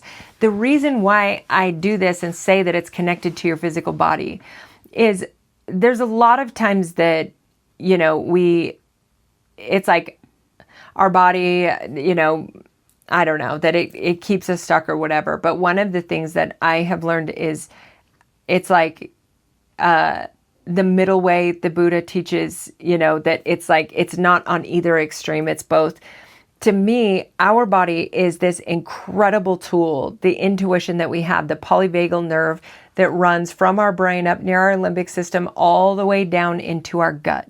That's why you feel anxiety in your chest, your gut, or your throat, because you have those kind of sensations. Your brain will register, usually if you are aware of it, your brain will register physical sensations before you understand what's going on emotionally. I have felt anxiety in my gut. Yes. My guts turn a little bit, and I know that something's bugging me. Yeah, good. It's just all that. It's mindfulness, just being mindful about what your body is the greatest tool to help you know different things. I think there's a quote that I love that, has to do with so many different things, but it's by Nayera Wahid, and she said, and I said to my body softly, I want to be your friend. It took a long breath and replied, I have been waiting my whole life for this. It's like coming to this point where your body is not the enemy. Your body is your friend. Your body is a tool.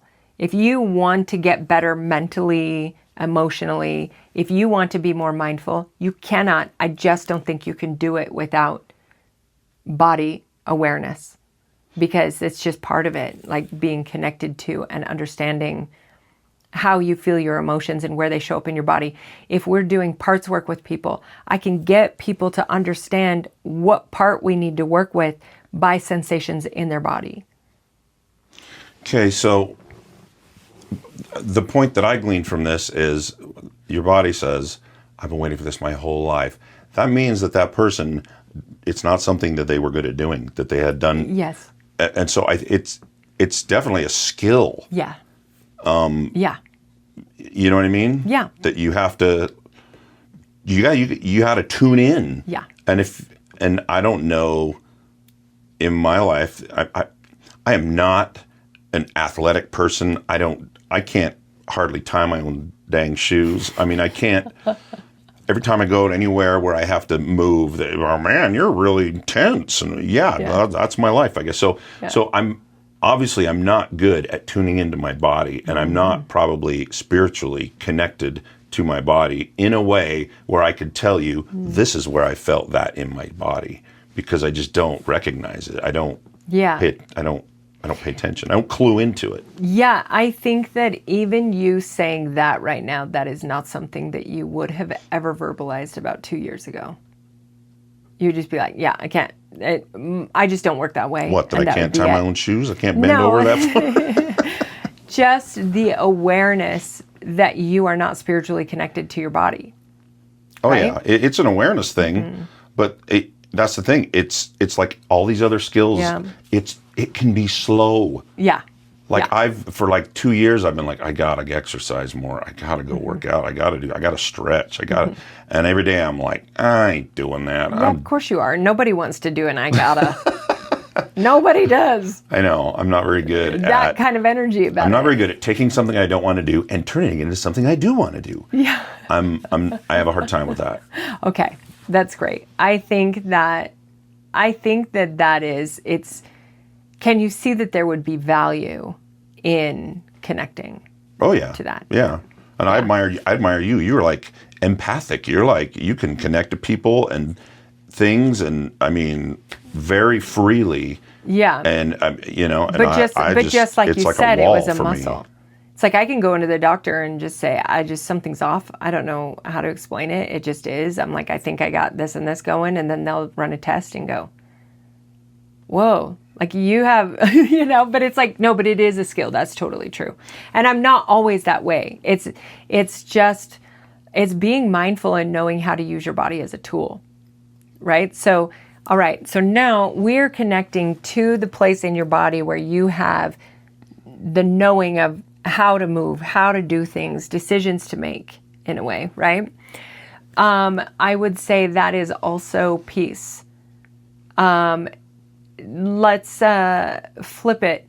Now, this one's gonna be shockingly easy, I would guess. Is all right. Now think of a time. This is generally the one that everybody's like, oh yeah, I got that. Think of a time when you acted in a way that you were like, oh, why did I do that?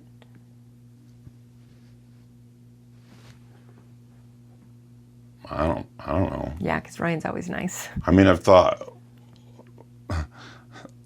like when it took everything that I had to quit my job and get out of an industry I didn't want to be in, and then 2 weeks later, I took another job in the same industry. That was when I was, why did I do this? Okay, all right, that's fine. But that's not what you're asking. No, but it can be a little bit, I mean... I know why I did it. I did it because I had to do it and pay the bill and all that. But yeah, but it's okay. So if you are to go to, it's like, is there a time when you reacted? How about to the door-to-door salesman? that was not reaction. That was 100% response. Yeah, okay. All right, we're not going there. Okay, now. If I got a sign on my door that says "Don't come knock on my door," and you come knock on my door, I'm gonna need to know why. It's the only time, Ryan, it's like all of us are like, whoa. It's like in 28 years of marriage, he's never raised his voice at me. But if a door person comes and knocks, it's like, he's like, what are you doing? I'm like, oh, okay. Okay. Think of a time. I think I approached him very nicely. Anyway, go on. Is there ever a time when you reacted to something or you said something that afterwards you're like, I shouldn't have said it like that, or I wish I would have said something different? Probably. I can't think of any. Yeah. Okay. So it's easier for the rest of us. Ryan's I'm not a very good case study for all this stuff. No, he's okay. He's not if we needed it easy. But the truth is that it's not going to be easy for everybody, right? For some it is. Now, I will say this. It isn't super surprising that you can't, because one thing, if you know it's Ryan... so much easier when you just don't say words. Yeah, you don't have to go, why did I say that? Well, just don't talk. Yeah. You don't have that problem anymore. But one thing that is true about Ryan is, in my perspective, that has always been true, is Ryan will be true to Ryan, like to himself and who he's going to be. He's like, integrity is all. He's always been that way.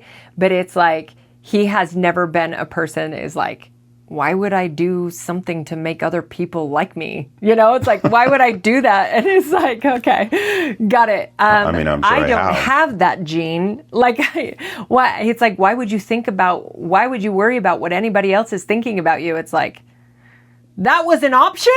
Like, I didn't know. Well, it's probably easier. Number one, 'cause I'm a man. I'm sure. No, it's just you. Okay, so...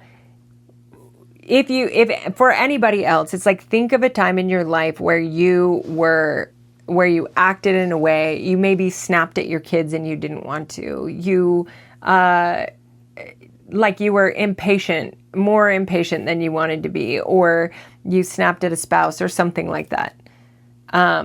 If you can think of a time when you did that, it's like, now what does that feel like in your body when you are sitting with that feeling of, ugh, why did I do that? Okay, I'm connecting. Okay, where is that? I don't know, but you just reached for your throat, so I'm guessing it's your throat. Yeah. I'm just saying I'm connecting where this is all coming together about. Yeah. Because I can see somebody in that situation that feels the ick from it. Yeah. That I can identify. I shouldn't do this. I can't. I don't.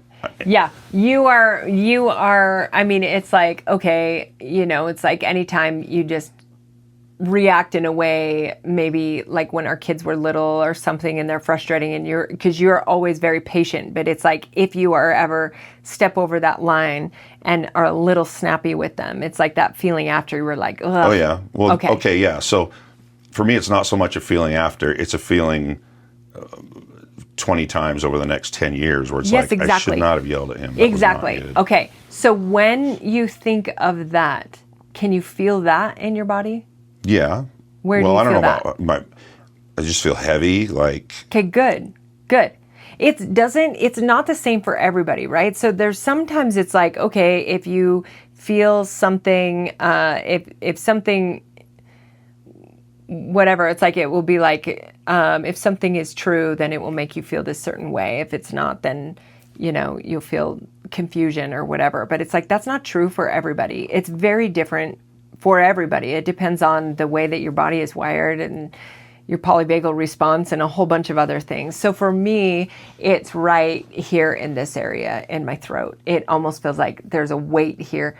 But I will be going about my day or whatever, and then I will just feel it and go, what the heck is that? And then I will know, okay, sit down. It's like, what is that? You always feel stuff before you identify what the heck is causing it. But that's the skill I'm trying to teach. Okay, then I'll shut up. You keep going.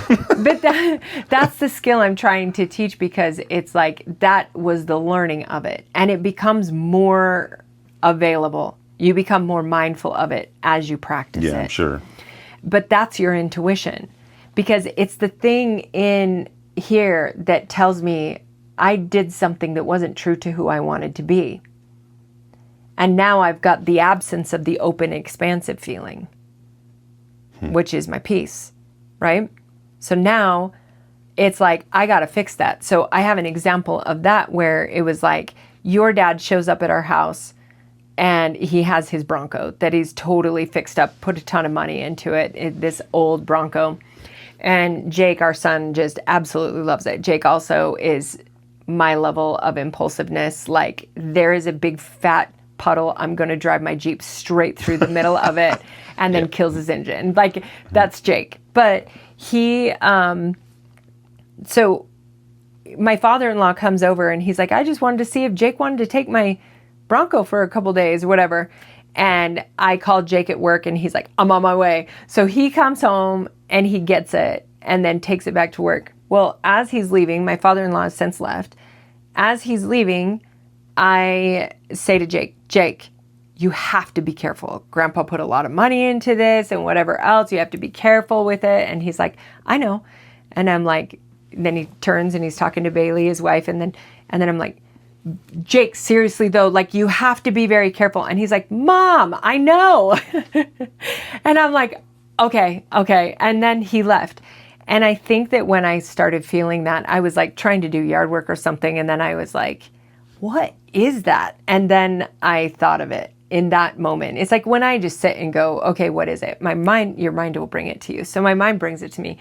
And it's like, oh, it's, that was my stuff. My father-in-law handed me the keys. He's the one who spent the money, and he didn't say, make sure he's careful. He's just like, yeah, true. People and experience over anything. Like, he's just that. Yeah. He's always been that way. Buys a brand new truck, and then he's like, hey, do you guys want to take it to Moab?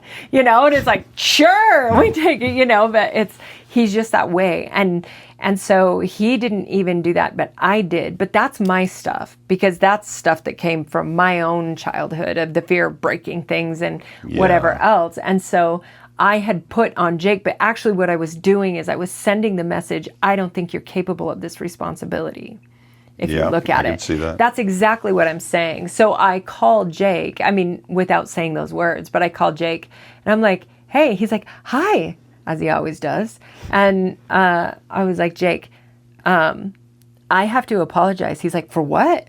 I was like, I was totally stressing to you, and I think sending the message that you are not capable of handling the responsibility of driving Grandpa's Bronco, and that was my stuff, and I was putting it on you. I know you're capable. I hope you have so much fun with it. I'm really sorry that I did that. And he was like, Mom, I didn't even think about it.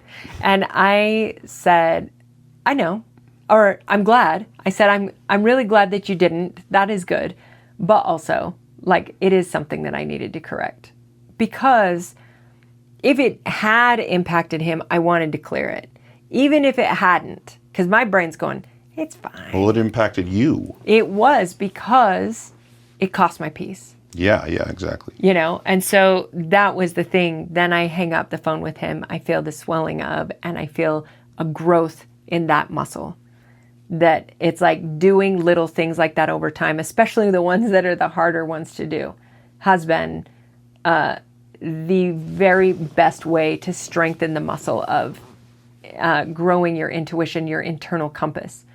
Because then when there have been times where I feel peace and clarity about the way I need to do something, the way I need to move forward, and then there's always people who want to give you their opinions. Oh, I don't think you should do that. Yeah. I don't think you're capable of that. I don't think you blah, blah, blah, all the things.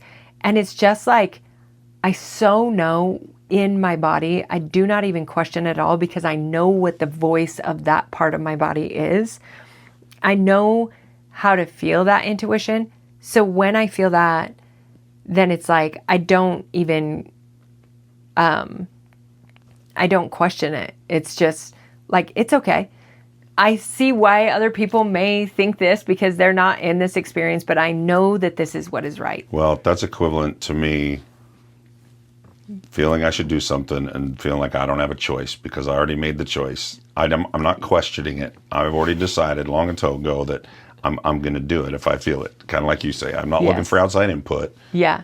I think I just happen to. But I view it a lot different. Yeah. I'm like, I hear from you a very like, I have zero choice in this life is drudgery. Well, no, I have a choice, but I already made it. And so now I'm stuck to it. But the thing is, I'm getting way better. I mean, that's been me for a lot of my life. And yeah, anyway. Yeah.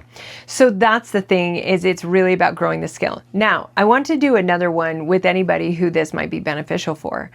I want you to think of a time when you... Stop for just a second. Yes. So the skill then is recognizing what you feel in your body and figuring out why.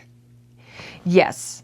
Okay. So the first skill, I just it's just knowing. It's like if you know that this is your piece and then you notice the absence of it, but you feel this other feeling of why did I do that? It's like, okay, that's your body telling you something's out of alignment. It's affecting you energetically. Yeah. So ask the question, address it. What is this and why am I feeling what this? Is Well, this, it was and bad how pizza. do I get back into alignment? Okay, great. So let's do this one. Just because I think that this is one of the reasons why this really hit me is because it all connects back to red flags. So if everybody can think of a time in their lives, I don't know if you would have, I think it's like, I'm sure guys feel red flags. I know for dang sure all women have felt. I mean, I think part of the problem is I don't remember half my life, so my memory's horrible. That's yes. Anyway. Okay. So if we can think of a time in our lives where there was a red flag, and this is one that you often do in hindsight, and usually because you are in a relationship or a relationship has ended or something where you look back and go, that was totally a red flag and I ignored it, right? I have one where it was like, this person was talking to me and it was like something in me was like, there's something in their eyes. And it just was like this thud in the bottom of my stomach that was like this massive warning. And so what do? It's like, nah, everything's fine. Like but look how nice they are. Look at how they say these things. And I just think that they are, whatever. And that's my conditioned mind. This is what Gavin DeBecker is talking about when it's like, we will override that innate sense for acceptance. So that's where we were. That's like what that one was I saw that, I ignored it. Here's the thing. Every red flag that we ever ignore, we will always find out why that red flag existed. I know I'm going to do an episode on shame. This is where we release the shame of doing that because we override it until we have enough information that we will do the hard thing. We will get out of the situation no matter what. We will not go, oh, but they're super nice and maybe blah, blah, blah. That's conditioned mind seeking the reward of whatever it is, acceptance from this person or whatever. But if you can track the red, what does it feel like when you have a red flag?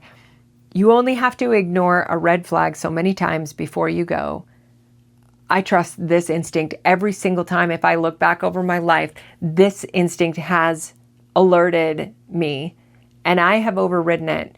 And then there comes a point where you maybe get burned enough in my situation that you just go, I'm never ignoring that again. I don't even need to sit around. If that warning sign goes off, I'm done. Like I'm out.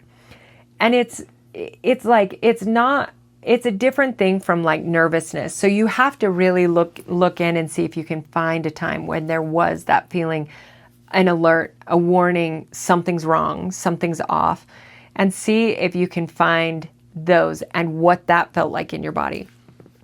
and then know what that is.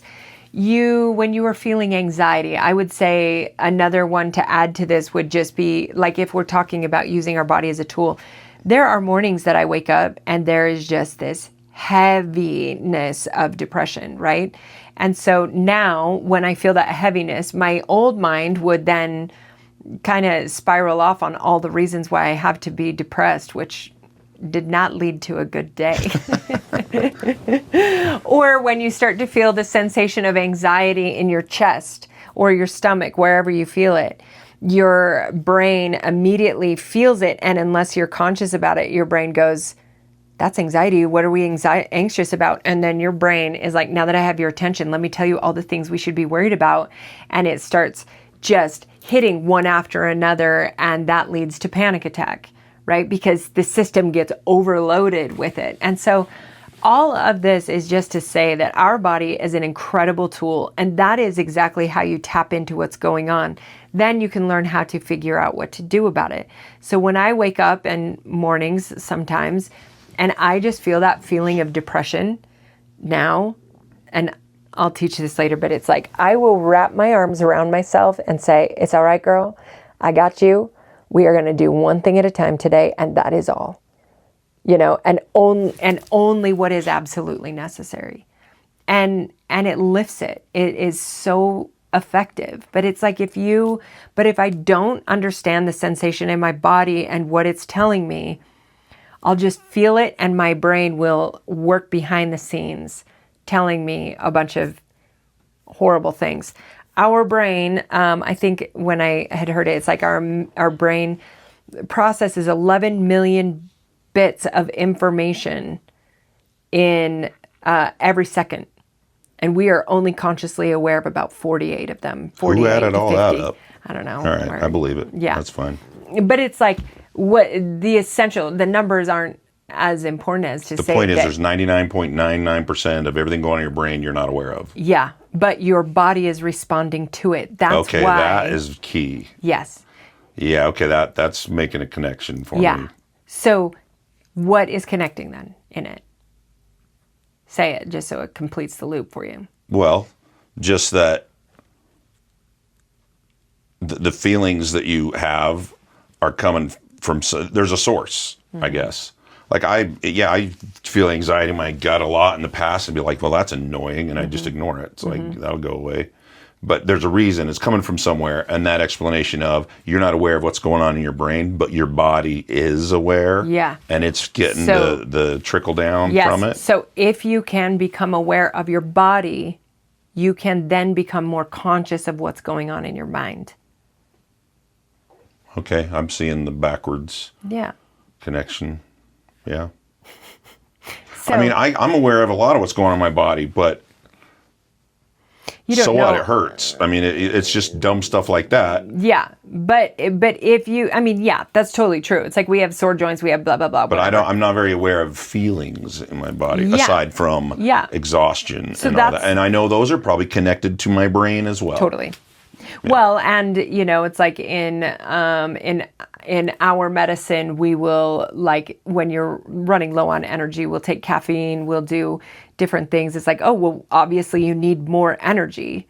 Where in Chinese medicine, the flip side is, well, then where is your energy going? Let's look at that. And our emotions, the emotional energy, just like when I was talking about Energy and motion. Yes. Emotion. Yes. Yeah, So yeah. just like I was talking last time, the lower negative emotions draw energy out of our body. The higher frequency emotions, like authenticity, being true to yourself, those are adding energy to your body. So if you are drained, why? This is just another way of, you can look at it from a health perspective, but also look at it from an emotional perspective. It's exhausting to feel shame. So yeah, so if you're low energy, there's something Yeah. in that 99% of your brain that you're not aware of that Yeah. you got to kind of key into. Yeah. So to Interesting. wrap up the skill to practice is find a time in your life where you felt a deep sense of knowing, I know that this is the next thing to do, clarity, something like that. See if you can find how that you feel that in your body. If you can't now, that becomes your practice. Start seeing if you can feel that when you're making decisions. That becomes your compass in making decisions. You don't move until you feel that feeling of clarity. So when I'm helping people with this, sometimes it's like, if you have plans to go on a trip, but something feels like it's twisting in your gut, it doesn't mean throw the whole trip out the window. Can you adjust anything? What in particular about this trip is kind of stressing you out? If you come up with a different solution for that, do you then get the feeling of peace? It's as simple as that, or it can, play in something so small as that. So that is the thing, is learning to use that. Then pay attention to what it feels like in your body when you have done something that is not in line with who you want to be.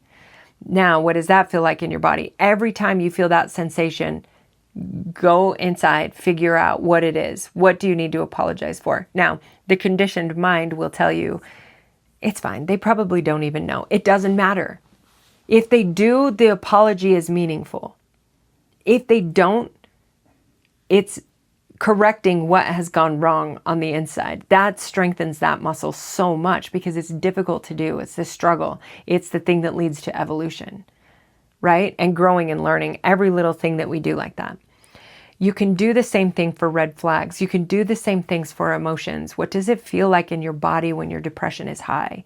What does it feel like in your body when your anxiety is high? Can you be more mindful that day so that your brain is not running amok with all of the things you should be anxious about? If you are feeling anxiety in your body when you wake up in the morning, can you be more gentle with yourself? Do one thing at a time. When you're in the shower, just be in the shower. It's like, okay, what do I need to do? I need to stand up out of this bed. Got it.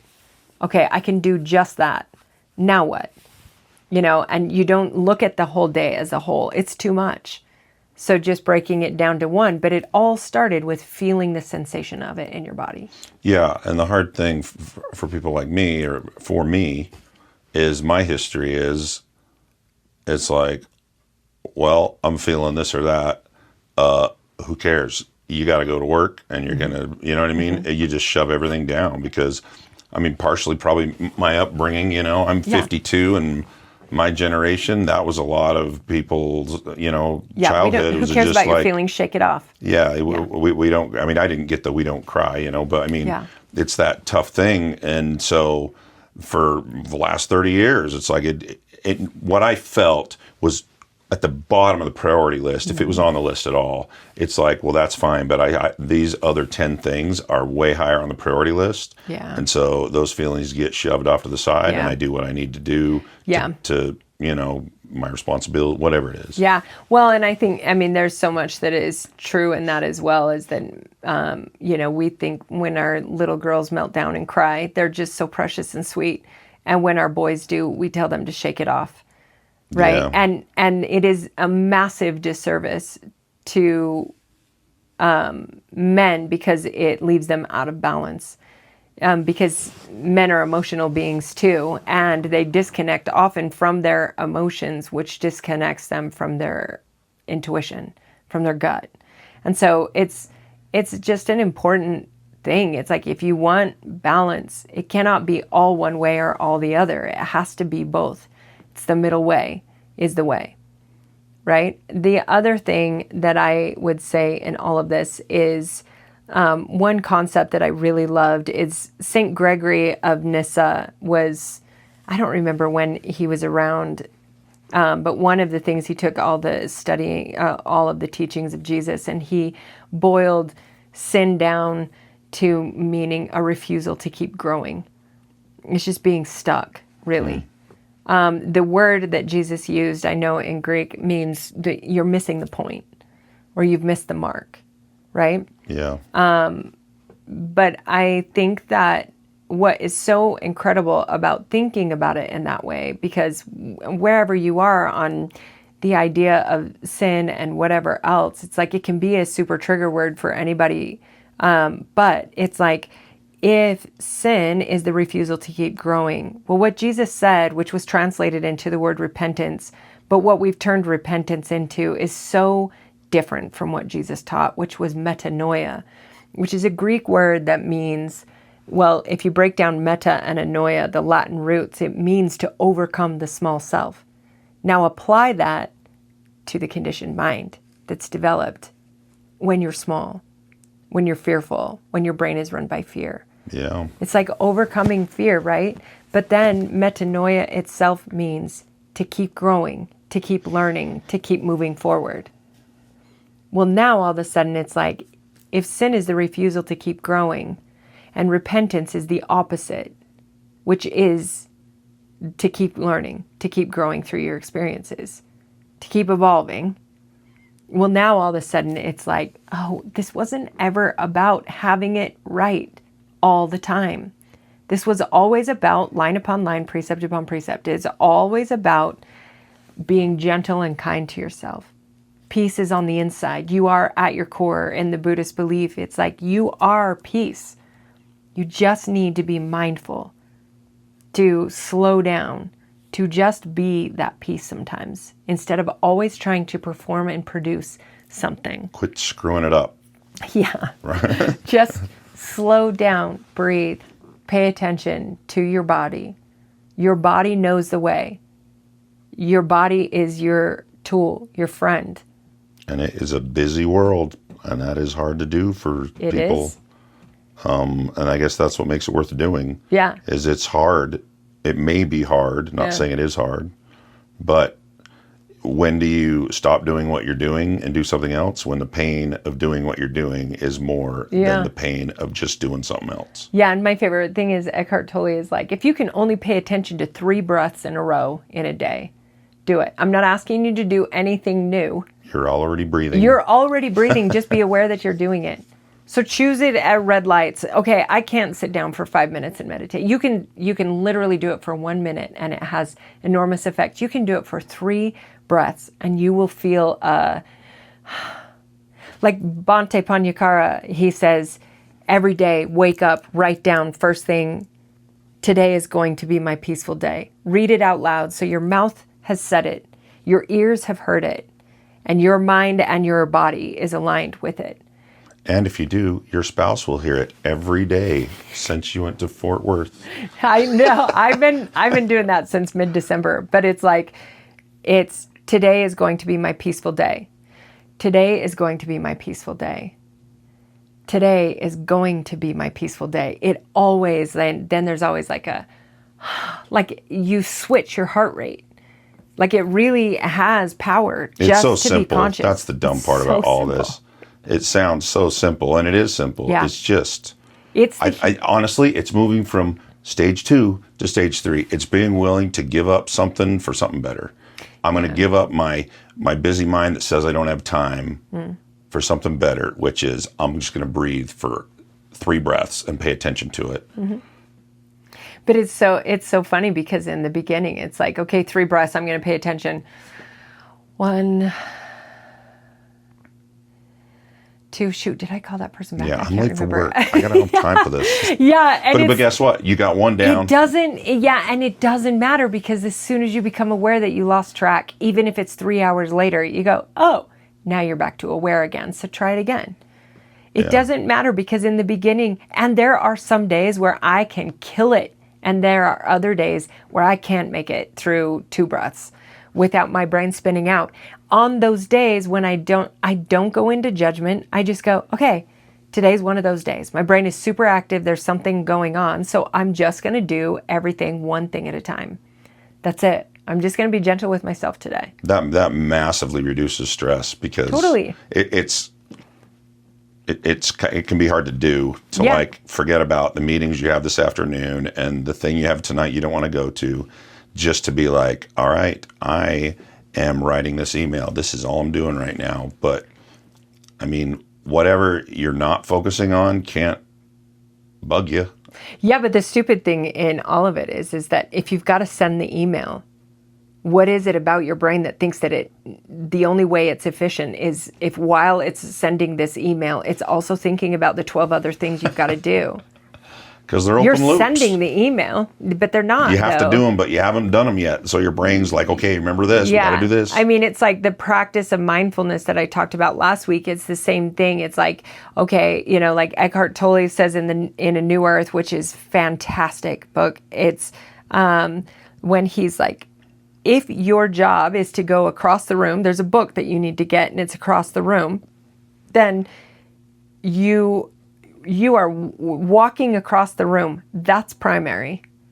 Getting the book is secondary. So this is not a one-step thing you're doing. This is 2 steps. Yeah. Get up and walk across the room. Yeah, but and then get the book. But it's one step. It's one step in the sense that all you got to do is each step. And walking meditations, it's like right foot, and you can even break it down to lifting, moving, stepping, lifting, moving, stepping. And when you're trying to break up the cycle of go, go, go, go, go, go, go, go, go, and do something different so that your brain has to stop and be consciously aware of what you're doing, because otherwise 95% of your day, your brain just wants to run an unconscious pattern so that it can sit and calculate all the things it should be afraid of. It's that same thing keeps coming back up. You got to stop, put the brakes on, and take a sec. Yeah. And it's all just a skill. It's just patience. There is absolutely zero reason at all, at any time, for shame. Shame is the thing, and when I'm working with people in addiction, when I'm working with people who have experienced enormous trauma, shame is the thing that gets them stuck. We first have to unstick the shame so that we can move. Shame serves no purpose in movement. And sometimes it's the default. And we'll talk more about that because I think it's meaningful enough to go into that. Oh, yeah. Yeah. So for all of you, it's like there's no judgment of self. It's just like Ryan was saying, if this is a new muscle, if you have a harder time connecting with the sensations in your body, if you feel actually out of body dissociation, that is something, it's like really, truly, yoga is incredible because it's hard, and because they're saying words that you've never heard before, and you're like trying to figure out what that is, but they also want you to do that move in time with your breath. And so you don't have time, you don't have the ability to think about anything else. And so at the end of an hour of a yoga session, all of a sudden I'm like, okay, it isn't about me being able to perform because I can't stretch to its fullest ability, but it is about, I just had 1 hour. I come out of there on such a high because I just had 1 hour where all I did was focus on what I was doing in my body at that exact moment and timing it with my breath. It's so good for you that way. If it is a helpful thing for you. So getting connected back to your body, but all of this, it's just a muscle. It's just a skill. It's a good place to start. If it's easy for you, awesome. Start building on it. Start living from it. If it's not yet, be aware of it moving forward. That becomes your practice. And just stop every once in a while and go, what am I feeling? When you feel a sensation in your body, what might this be? And just get curious about it and see what you learn.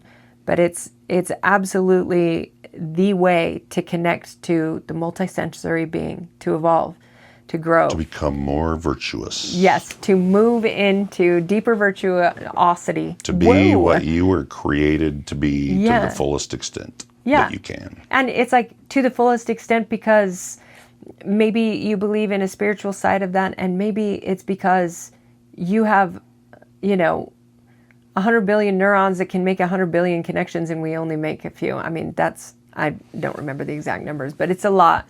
And so the capacity of our brain to develop in this life, that is within the capacity that we have. So why not stretch that muscle? It's, you really, I think for me, in a lot of areas of my life where I used to feel extreme fear, I couldn't conjure it up. Not in everywhere, for sure, and fear comes up, but I'm not afraid, Yeah. So, okay. I hope that this was meaningful for all of you. I hope that the meditation is worth spending the time doing. in both of our experience and the experience of many other people, it is definitely something that has been meaningful and transformative. But we are thankful that you tuned in. Hit follow on the podcast so that you can get the new downloads every time we upload. You can also follow us on TikTok at Greater Peace Pod. And then all of the other social medias are at Greater Peace. If you want to stay up to date on any updates, or I post clips, like little clips from like nuggets of information from the episodes. So if you want little reminders of little things, then you can see those there too. So. And I just found this out about YouTube. When you upload a video to YouTube, it doesn't get listed in their search results for like up to 2 days or maybe more. And so that I discovered is what the bell is for. When people say, click the bell for notifications, because then if you do that for a channel, when that channel uploads a video, it immediately sends you a notification that video is available. I don't know if it was with a link or what, so you can actually find it. You guys, fun fact, I didn't know that. The social media side of this for my nearly 50-year-old brain, it's something. It's like and everything you've been is slaying like it. I've been like, I don't even try. Like, here you go. This is your problem. Hey, make sure you, you do this, and then you can keep their attention 5 seconds longer, and then this, and then this. But I'm like, but none of that is authentic. It's an all manipulation to get people to stay. And I'm like, how about I'm going to put it out there, and if it's helpful and meaningful to somebody, they will find it. I'll just trust that the universe will bring them here, I guess. I don't know. I'm like, maybe that's my avoidance of needing to do all the things, but it's a lot for my brain. That's you dialing into your authentic self. Thanks, love. You're welcome. All right. Well, thank you so much for joining us. Hopefully this has been helpful, and may you all be well and be happy and be peaceful. I agree with everything she just said. Talk to you next time. Thanks, everybody. Bye.